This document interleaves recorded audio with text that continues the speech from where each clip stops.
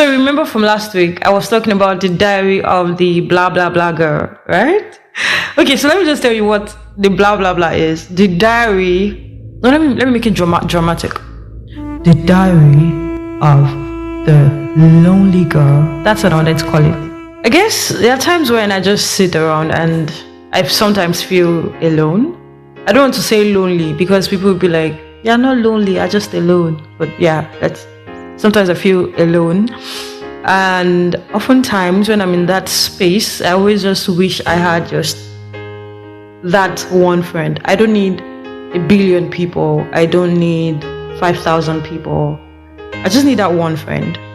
That one friend that I can pick up my phone and call at late time of the day. And that friend, when things are going wrong, I could pick up my phone and call the person. When things are exciting, I could also pick up my phone and call the person. And just a lot, you know. This couple of weeks has been somewhat challenging emotionally and mentally and everything that we could ever imagine. And sometimes I want to just share it with somebody, but then I'm like, there's just not that one friend. And because I know how sometimes we say that we have friends, then when we need them to show up for us, the times when they do not show up for us, and not because they do not love us, or maybe because they also have things going on with them. So it just leaves me in that space of, yeah, I got to show up for myself, you know.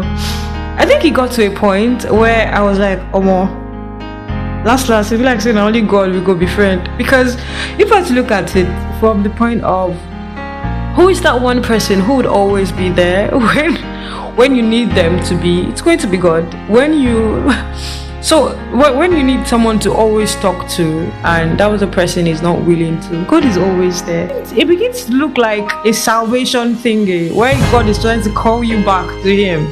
Like, it's like, I'm still your answer, so you still come to me.